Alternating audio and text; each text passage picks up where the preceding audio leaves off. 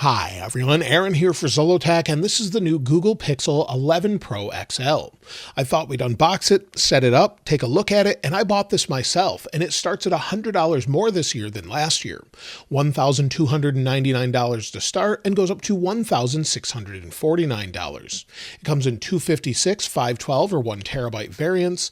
However, the 256 gigabyte model only has 12 gigs of RAM this year, where the 512 and 1 terabyte get 16 gigs of RAM. So that's a little bit of a downgrade. We have 4 different colors. We have Obsidian and Matte. We also have Canyon, which I have here, as well as Fog and Olive. Let's go ahead and open it up, and then we'll take a look at the case, compare it with the previous version, and everything else a little bit later. Now, this is the 256 gigabyte variant. Let's go ahead and open it up here. You can see that here where it says Canyon. We'll pull this back. And let's remove it. I haven't seen this in person yet myself, so let's take a look here. This reminds me of what we had with the Pixel 4 XL, I believe, where we had the Soli radar. But let's see if we can remove this here. And there we go. So let's take the top off the box. And there's the phone itself. Now, before we take a look at that, let's see what we get in here as far as documentation. And it says accessibility, and it's just sort of a little pamphlet with a QR code you can take a look at. As far as anything else that comes in the box, we've got the phone, and then we've got our USB-C to USB-C cable. So that's all you get in the box along with the phone. So let's go ahead and take a look at the phone itself. We'll open it up. It says you no longer need a physical SIM. We knew that already, but let's go ahead and open this up.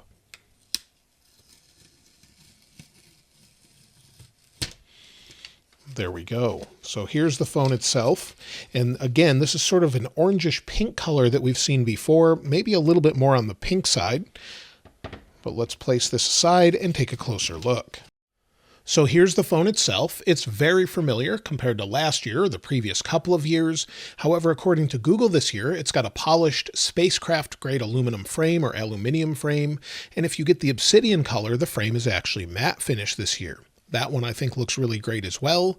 And this supports dual eSIMs. We don't have a physical SIM card tray here. In fact, let's take a look around the outside edge. So on the right-hand side, we've got our power sleep wake button and volume rocker, along with a couple antenna lines. On the bottom, we've got our speaker and microphone, along with another antenna line, and then USB Type-C 3.2.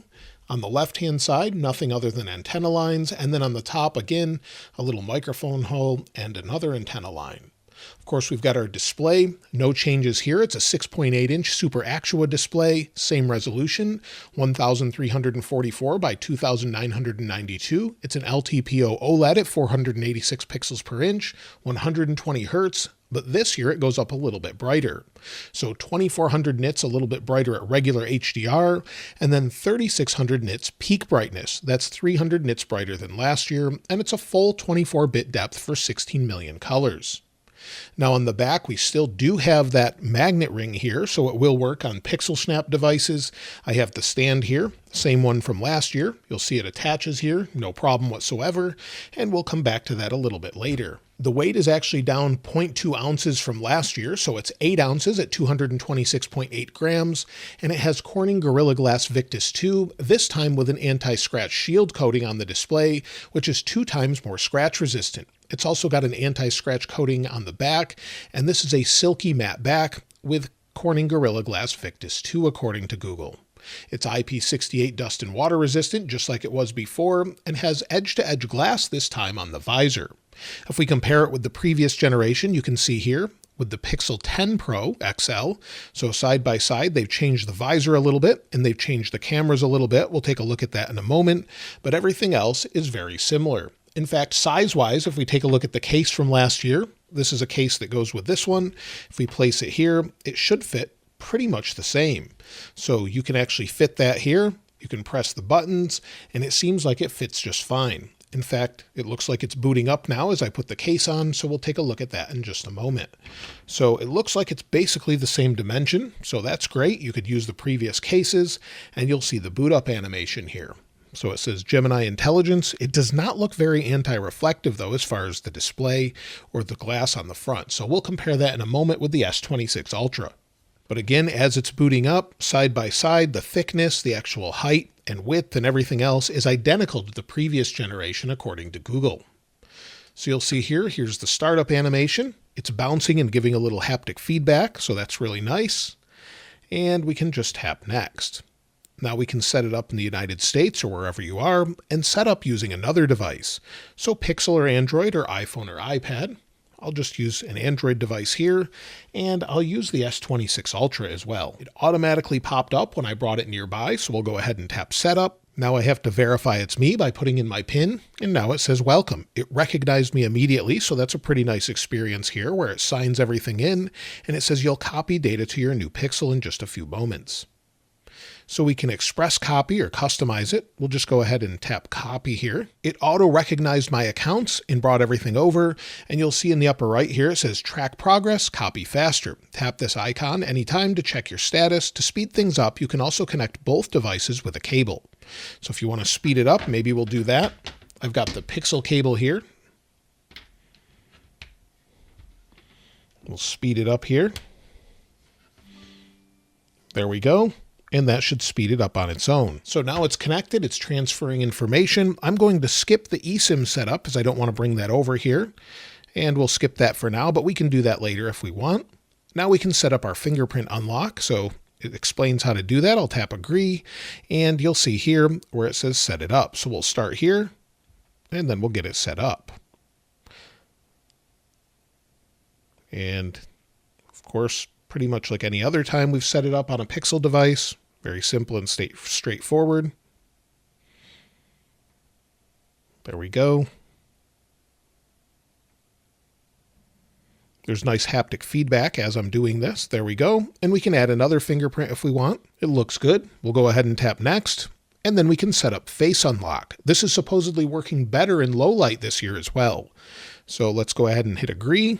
I'll set it up for now. We'll center, and we'll tilt up, tilt down, and there we go. Looks good. It's already set up. I had to accept Google terms as well as set up my backup with Google, and now it says next, simple tasks, clever solutions, and a bit of magic. We'll tap next. It says meet Gemini, your personal AI assistant. Go hands-free with Google. And it says it can understand what's on your screen. Now you can opt out of this if you'd like, or you can allow it to see this. It also asks if you want to enable car crash detection. We have Pixel Satellite SOS, crisis alerts, and more in the personalized safety app. You can then set up sharing nearby. So this is great, basically airdropping anything nearby. And then you can use Google Pay if you'd like, or GPay. We'll skip that for now. Now it says find your devices and help others too. So it's findable everywhere or findable in busy places only. And then you can set up the additional things. If you want to identify music around you, auto-adjust settings to your environment. So if you want to enable these features, you can enable them one by one if you'd like to do that. So instant translation, you can do that. Control info on the lock screen. You can go through these one by one and set them up if you'd like. Now it says copying's done, and then we can tap done. So there we go. It says meet your new Pixel, choose how to navigate. We'll swipe up. And here's the home screen. And as far as the specs, we have the Tensor G6 this year. It has an improved vapor chamber, Titan M3 security coprocessor. Again, this one has 12 gigs of RAM and a new MediaTek modem that's supposedly more efficient. When it comes to wireless, we have Wi-Fi 7 802.11be, Bluetooth V6, ultra wideband, and Thread networking support, basically the same we had last year. Of course, when it comes to the battery, this is a bit odd. It's technically a little bit smaller, 5,115 milliamp hours, down from 5,200 last year, but it gets more battery life, 6 more hours according to Google, 30 hours or so compared to 24. Again, when it comes to charging, it should be a little bit faster with wireless charging. It's Qi 2.2 certified up to 25 watts, which allows for 17% faster charging speeds on the XL model. It also supports 75% charging in 30 minutes using a 45-watt USB-C charger. So all of those same things work. Of course, you can charge with the Pixelsnap chargers. You could use a MagSafe charger. Let me go ahead and plug this in quick. So we're plugged in. Let me place it on the charger here. So again, Pixelsnap, it's charging wirelessly using Pixelsnap. Again, you could use MagSafe or whatever you'd like. So I have that here as well. So I have MagSafe here as well, just to show you it works. You'll see it's charging, no problems there, and we're good to go. So I'll let all of these apps install, and then we'll take a closer look at everything else. All the apps are installed, so if we go ahead and take a look at settings itself, we'll see what we've got as far as a version here. So we'll go down to System, then we'll go down to Software Update, and you'll see it's pending an update. So let's go ahead and take a look at that, and it says it's almost done. The update installed incredibly fast. If we go into our settings here, take a look, we'll go again down to System, Software Update, and it's already updated to the August 5th version. So we're ready to go here, and everything is up to date. Now, as far as the display itself, I did want to show you the reflectivity of it. Let me turn off the always on display here. So again, we'll go into our settings, we'll go down to Display and Touch, turn off the always on display. So compared with the S26 Ultra, if I turn this off, you'll see here side by side, it's definitely got more reflectivity. It's very noticeable, at least in this bright light. So definitely something you can see side by side with the Pixel 10 Pro XL. Again, maybe it's a little bit better due to that new anti-fingerprint coating that we have here. And in general, it seems to be okay, but again, not quite the same as a Samsung phone, at least from what I can see here. Everything's set up on the home screen, and if we go to take a look at the wallpaper, we've got some options here. We can just switch between quickly, so you can see that here. Very dark wallpaper there, but again, we've got wallpaper in style. We can modify it with colors. Extremely customizable here if we want to modify it and change it to whatever we'd like. And you can see dark theme, light theme here, and go back and forth. So we'll discard that for now. And again, if we go back maybe to the main screen here, this is what it looks like. So let's change it again. Maybe we'll go back to the default one. We have a couple other options here as well. And of course, you've got all of the latest ebb and flow wallpaper that go along with this. So go maybe a little bit brighter here and set that to whatever you'd like. So of course, match it to whatever works best for you. And we have a ton of different options here. One more thing, let's edit the actual colors here and go along with the color. There we go. So I love how much you can modify this and change it to whatever you really like. Now, when it comes to the cameras, of course, they're always working on their cameras, and this year they've actually updated it quite a bit. So you'll see a bunch of different things here, and the camera update is available. So we'll go ahead and update that. And while it's updating, the forward-facing camera is a 42 megapixel dual PD selfie camera with autofocus, f2.2 aperture, and 103 degrees ultra-wide field of view. So pretty good overall. So if we spin that around, of course, you can see the camera here. Of course, there's quite a few upgrades this year. You may have already noticed, again, like I mentioned before, we just have glass here with the camera bar. And one thing we have is a 50 megapixel Octa PD wide camera, f1.68 aperture, but it's a new sensor this time around. We also have a 48 megapixel quad PD ultra wide camera with autofocus, f1.7, 123 degree field of view. And we have a 48 megapixel quad PD telephoto camera with optical image stabilization, f2.0, 5 times optical zoom, and a 1.95 image sensor this year, which is a larger sensor allowing in for more light. We have 4K video up to 60 frames per second, 8K video at 30 frames per second, and we have video boost, which can take a while, but again, all of the same things we're typically used to.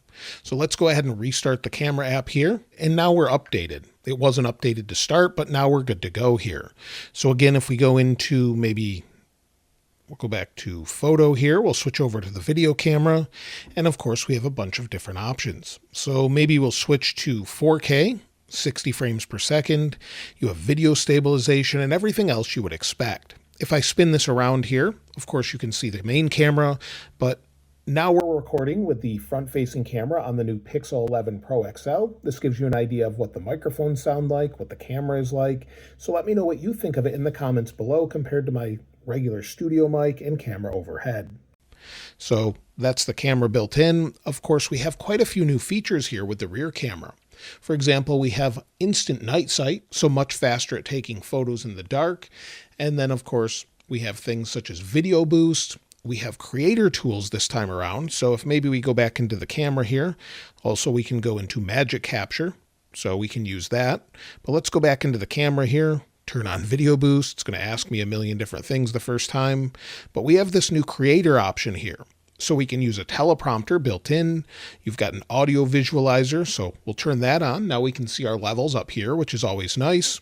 We've got a social media grid, so you can see where everything would be framed here. And then, of course, let's go back over to Creator. Then we, of course, have speech enhancement. So you've got all of these options here if maybe you're in a noisy environment. So again, lots of different options. And then, of course, we've got Save to Project. We've got better video editing and everything else. So this is just the first time experience setting it up. I wanted to share that with you. And, of course, you can see all of your settings here. I always like to add the grid type, so 3x3. And you can see all of your different options. So tons of different things for customization. And of course, the creator tools would be helpful if you want to use this for creating videos and photos and things like that. And then if we go back maybe into photos here, we have additional options. So again, in our different options, we have looks this time around. So you can adjust the look of the photo. So maybe we'll bring in the Pixel 10 Pro XL behind it. You can change the look overall and save that and have it applied to your photo before you take the photo. So you can see here, default look, we've got natural. You can select maybe shadows if you want that. So you can really modify the look this time around if you want it to be baked into the photo itself. So you can swipe through them here as well, whatever works best for you. So you can modify this, play around with it. And as far as how quickly we can switch maybe between cameras. So again, if we go in here, zooms in nicely. If we go back to ultra wide, back to 2x, it's super smooth actually. So hopefully that stays that way. And that's with night sight here in the current photo. So really nice options. And of course, one thing I wanted to mention is the phone is getting quite hot showing you these video options. So it may be processing in the background quite a bit. As long as they can dissipate that heat and not throttle the processor, I don't see that as a problem though. But as far as photos, here's a few different photos. They're supposed to be much better than last year. So this gives you an idea of what to expect photo-wise. Of course, again, that instant night sight version where you can just take photos in the dark much faster. So if I turn off the lights here, let's just try that here quickly. So turn off the lights overhead. We do have some light here. We'll go into night sight and we'll take the photo and that's it. Much, much faster this time around. And let me even turn off this display in front of me so it's a little bit darker. And again, it seems like it's much faster this time around. There we go. It's off.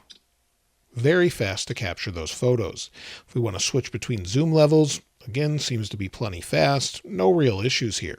Now, of course, one of the big focuses is with Gemini.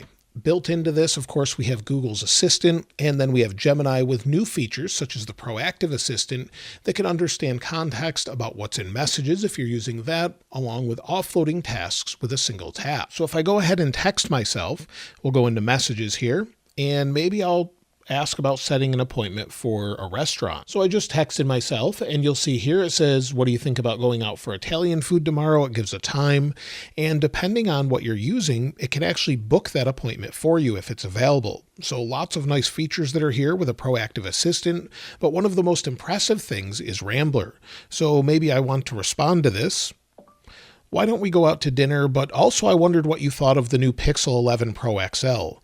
Do you think it's something that you would want to use, an upgrade from the 10 Pro XL or maybe an iPhone from? And yes, why don't we go to dinner there as well? Actually summarize this and make it sound friendly. So we'll go ahead and wait for it. And it says, I'd love to grab dinner with you. I was also curious to hear your thoughts on the new Pixel 11 Pro XL. And you'll see it completely summarized it with me just rambling the entire time. And then, of course, making it sound friendly. We can see the full transcript here. And again, it's just super easy. So very nice to use. This is definitely something that I'll be using, of course, with the Pixel 11 Pro XL, just to sort of talk naturally to the phone with it. Now, of course, we have Circle to Search, and this has been updated a little bit this time around so that you don't have to actually take a screenshot to utilize it. So if you're on a website, you don't need to do that. You can also communicate using sign language with the camera. That's built in for accessibility. Now, of course, Quick Share allows us to seamlessly transfer files, so your iPhone can transfer directly here, so we'll accept here, and you'll see we're transferring with AirDrop over to our Pixel, and that's one of the best things here. It's kind of across most of the Android phones now, so it's great to have that. Now, as far as the speakers, let's take a listen. We'll listen with this file I'm transferring. It's actually a royalty-free music file, so we'll give it just a moment here to transfer. And as far as the sound, we've got the file here. Let's go ahead and take a listen and see what kind of decibel level we get and everything else.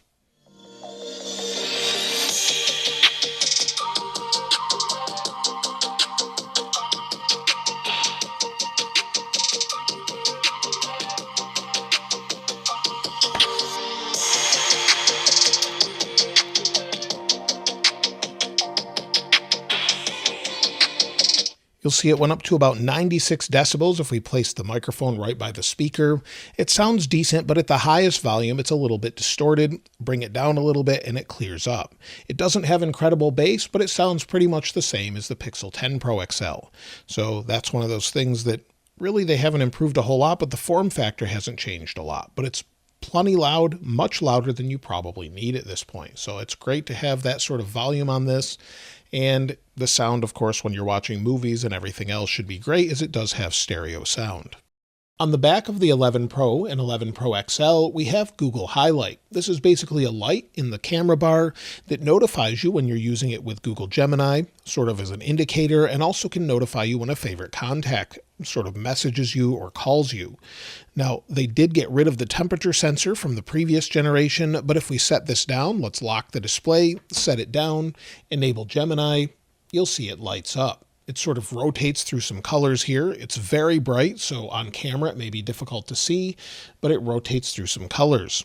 Again, if someone contacts you that's in your favorites, so let's give that a try. So if I give myself a call, you'll see it lights up green, and it's notifying me that one of my favorites is actually contacting me. So it can change color depending on that status. Now, as far as performance, of course, there's some questions about this, but generally it seems to be very smooth despite it having a little bit less RAM in this model. Going into things such as browsers are nice and fast and fluid, and just swiping between pages, going into apps, going into the camera quickly, taking a photo, going back out, everything seems to respond very smoothly. Now, whether this stays the same over time is hard to say. Of course, we'll have to use it for a while, but playing games, some people have seen lower frame rates. However, it varies greatly depending on what game you're playing and whether or not that game is optimized for the processor. But using your regular apps that typically are used, YouTube, photos, camera, things like that, should be super smooth and fluid. Now, we are using a new MediaTek modem. It should be plenty fast, but let's go ahead and run a speed test here. We'll turn that off. Get rid of that, go into speed test. We're actually using Google Fi. We're on 5G with 2 bars here. So we'll go ahead and connect, see what we get here. And we'll compare it with maybe the S26 Ultra that has a different modem, but we can move the SIM over and see what it's like in just a moment. So we're getting about 182 to 184 megabits per second, maybe a little bit faster. And then when it comes to upload, it's going to be fairly slow right here, but we're at about 4 megabits per second so far. And you'll see here 187 by 2 megabits per second. So pretty good download speeds. Upload is unfortunately typical for where I'm located right now. If we turn on Wi-Fi, we can test it again here. We'll test it. I have Wi-Fi 7 here. I have 1,000 down by 40 up, so it should be capable of that. And you'll see it's getting up, well, over 1,000. So pretty good overall, 1,100 or so, maybe even a little bit faster. And then upload, like I said, we're right around 40 or so. Unfortunately, that's what's available here. Hopefully it'll get a little bit faster in the near future. But that gives you an idea of what it's capable of, the different modems. Let me go ahead and test it on the S26 Ultra to show you the difference. So I'm connected to Google Fi on this device. You'll see I have full bars here on the S26 Ultra, and I disconnected it from the Pixel 11 Pro XL. Same SIM card, just moved it over to this device. And if we go into speed test here, and in this location, I have full signal, which is pretty rare for me, but let's see what we get. I think we had 184 down, and we're seeing much faster than that here with the S26 Ultra. So the modem is a little bit different. Of course, that can vary depending on where you live, what your weather is even like, how much the cell tower is being used. And as far as upload, we're seeing definite increases here, up to over 6 megabits per second up. So 5 average or so, but definitely a little bit better. Now the display this year isn't much different than last year's, but let's see if we have PWM or the way the display controls brightness. Typically the way it works is it flashes the screen faster or slower, appearing to be brighter as it's flashing faster. This can actually bother your eyes. About 1 in 10 people, including myself, it can cause eye strain, cause you to feel nauseated, or just give you headaches in general. But let's take a look at it at 240 frames per second. And it does not appear to be that different at 240 frames per second, so it shouldn't be as bothersome to your eyes, but let's change the actual shutter speed here, or shutter angle, and see what we've got. So while there's technically some flicker going on here, we don't see the typical PWM pattern. In fact, if I bring in an iPhone, you can sort of see that here, where it's scrolling through the screen. You're not seeing the same sort of thing on the Pixel 11 Pro XL.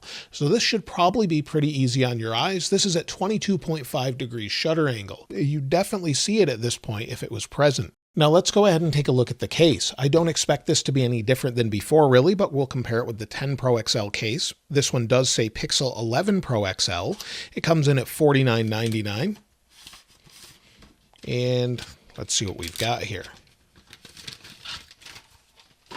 So the case is just silicone, as you can see here. We do have some metal buttons on the side, which is nice. And again, compared to what we had before with the Pixel 10 Pro XL case, very similar here. So I thought this would look nice, the sort of black finish. Of course, you've got microfiber on the inside, and it just says Pixel. If we place it here, let's place it on. It looks pretty nice with the gold accents. On the back, again, you can see the gold, but that's pretty much it. So if maybe you want a gold accented phone, this might be the right choice, this new Canyon color here. And of course, this goes along with this nice case. It's very grippy, and of course, fills out this camera bump a little bit better maybe than this one, but they're extremely similar side by side. Of course, both of them will work with Pixelsnap devices, no problem whatsoever. It holds on to it, and it's charging as well. So you can use that if you want. Again, I really like these cases because they have the metal accents. They protect the bottom as well. And again, you'll see that color through there. But other than that, very nice cases overall, but very simple. And so that's everything with the new Google Pixel 11 Pro XL. Not a huge upgrade, but some nice features year over year with some nice colors, camera improvements, and let me know if you think it's worth upgrading. The storage and the actual RAM downgrade is a bit of a disappointment for the base model, but it doesn't seem to affect it as far as performance. But again, let me know what you think of this in the comments below. And of course, if I can find it, I'll link all the Google Pixel wallpapers in the description as well. If you haven't subscribed already though, please subscribe. And if you enjoyed the video, please give it a like. As always, thanks for watching. This is Aaron. I'll see you next time.